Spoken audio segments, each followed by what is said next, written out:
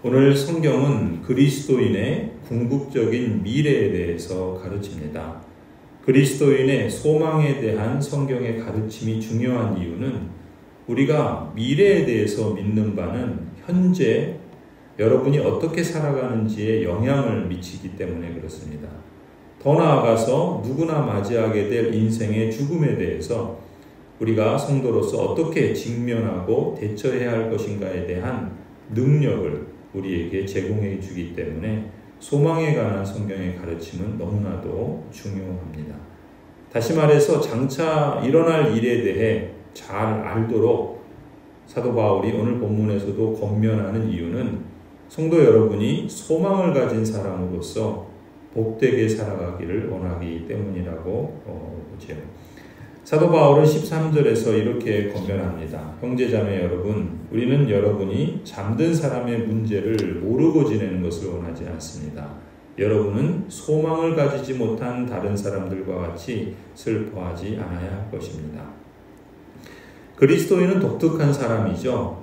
그리스도인은 잠든 사람의 문제, 즉 죽음의 문제에 대해서 모르고 지내지 않습니다. 외면하지도 않고요. 또 죽음의 문제에 직면했을 때 슬퍼하지 않는 사람도 아닙니다. 사도 바울은 여러분도 슬퍼한다, 아니 슬퍼하는 것이 마땅하다라고 말합니다. 다만 그렇지 않은 사람들과 다른 점이 있다면 소망을 가지고 슬퍼하라는 것입니다. 슬퍼하는데 절망적으로 슬퍼하지 않기를 바란다는 것입니다. 소망이 없는 사람처럼 슬퍼하는 것은 아니라는 것이죠. 슬퍼하되 소망에 찬 슬픔을 가지고 슬퍼하라. 이것이 사도 바울이 권면하는 내용이라고 할 수 있습니다. 이러한 모습은 마치 요한복음 11장에서 예수님께서 나사로의 죽음에 대해서 가지셨던 모습과 같은 것이죠. 예수님께서 마르다와 마리아의 집에 이르렀을 때 예수님도 슬퍼하시고 우십니다.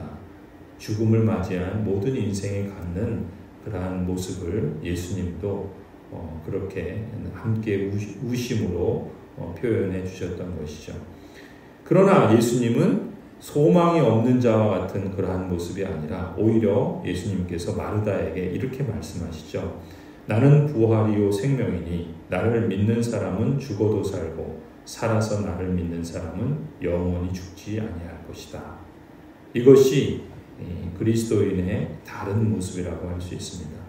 사도 바울도 예수님의 가르침을 따라서 오늘 본문에서 성도들에게 세 가지를 말씀하고 있죠. 첫 번째 말씀은 14절입니다. 우리는 예수께서 죽으셨다가 살아나신 것을 믿습니다. 이와 같이 하나님께서 예수 안에서 잠든 사람들도 예수와 함께 데리고 오실 것입니다. 우리는 주님의 말씀으로 여러분에게 이것을 말합니다. 주님께서 오실 때까지 살아남아 있는 우리가 이미 잠든 사람들보다 결코 앞서지 못할 것입니다. 예수님께서 죽으셨다가 살아나신 것, 그 살아계신 예수님은 다시 오실 때 그리스도 안에서 잠든 사람들도, 즉 그리스도 안에서 죽음을 맞이한 사람들도 함께 데리고 오신다라는 것을 약속하시죠. 두 번째 약속은 16절에서 주님께서 재림하실 때 그리스도 안에서 죽은 사람들이 먼저 몸으로 부활할 것이다 말씀합니다. 주님께서 호령과 천사장의 소리와 하나님의 나팔 소리와 함께 신이 하늘로부터 내려오실 것이니 그리스도 안에서 죽은 사람들이 먼저 일어난다라고 말씀하죠. 그리고 세 번째 약속은 17절에서 그 다음에 살아남아 있는 우리가 그들과 함께 구름 속으로 이끌려 올라가서 공중에서 주님을 영접할 것입니다. 이리하여 우리가 항상 주님과 함께 있을 것입니다.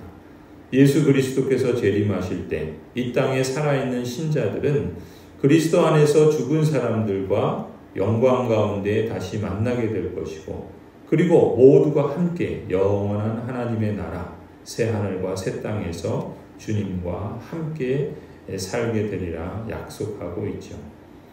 그런 점에서 예수님을 믿고 임종을 맞이한 모든 신자를 두고 성경은 죽은 자라 그렇게 표현하기보다는 잔다라고 말씀하고 있는 것이죠.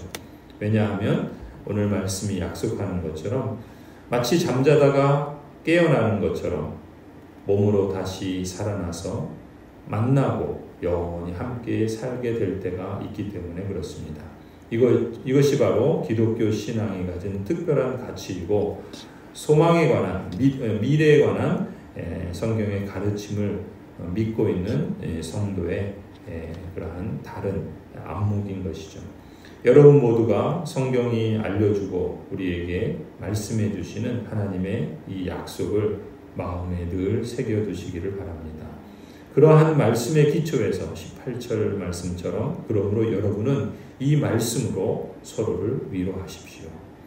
계속해서 사도 바울은 5장에서 두 가지를 추가적으로 권면합니다. 첫 번째는 성도는 마지막 때에 관해서 무관심하게 살지 않고 오히려 깨어있으라 권면하죠. 5절입니다. 여러분은 모두 빛의 자녀입니다. 낮의 자녀입니다. 우리는 밤이나 어둠에 속한 사람이 아닙니다. 그러므로 우리는 다른 사람들처럼 잠자지 말고 깨어있으며 정신을 차립시다. 사도 바울은 이 마지막 때의 시기와 때가 언제 정확하게 임할지 알기 위해서 전전긍긍할 필요가 없다라고 말하죠. 주님의 날이 누구도 예상치 못한 때, 밤에 도둑이 찾아오는 것처럼 전혀 생각지도 못한 때 임할 것을 데살로니가 성도들이 이미 다 알고 있기 때문에 이런 권면을 합니다. 1절에 그렇게 말하죠. 형제자매 여러분, 그때와 시기를 두고서는 여러분에게 더 쓸 필요가 없겠습니다. 주님의 날이 밤에 도둑처럼 온다는 것을 여러분은 자세히 알고 있습니다. 이렇게 마지막 때에 대해서 무관심하게 살지 아니할 뿐만 아니라 오히려 깨어있으라 권면하고, 이어서 두 번째로 성도는 그렇기 때문에 마지막 때에 관해서 막연한 두려움을 가질 필요가 없다. 오히려 미래가 우리에게는 확실하게 예정되어 있기 때문에 서로 격려하고 덕을 세우는 현재의 삶, 일상을 그렇게 살라라고 권면합니다.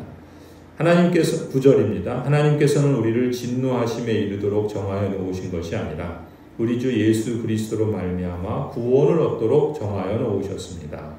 그리스도께서 우리를 위하여 죽으신 것은 우리가 깨어있든지 자고 있든지 그리스도와 함께 살게 하시려는 것입니다.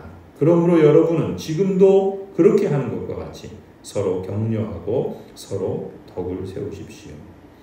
마지막에 대한 분명한 인식과 그 믿음은 현재의 삶에 있도록 의미 있는 영향을 끼친다는 것이 성경의 가르침이죠. 이 세상의 마지막 때 주님의 날이 이르면 예수 그리스도를 모르는, 그리스도를 거부하는, 그리스도에 대하여 대적하는 사람들은 그날이 심판의 날이 될 것이지만, 그러나 주를 믿고 그리스도를 따르며 모든 하나님의 택하신 언약 백성들에게 있어서 마지막 날은 그 주님의 때는 재앙과 심판의 날이 아니라 오히려 축제와 구원과 참된 평화와 영원한 안식이 완벽하게 성취되는, 완성되는 날이 될 것이기 때문에 그렇습니다. 그렇기 때문에 8절에 우리는 낮에 속한 사람이므로 정신을 차리고 믿음과 사랑을 가슴막이 갑옷으로 입고 구원의 소망을 툭으로 씁시다. 이렇게 권면하는 것이죠.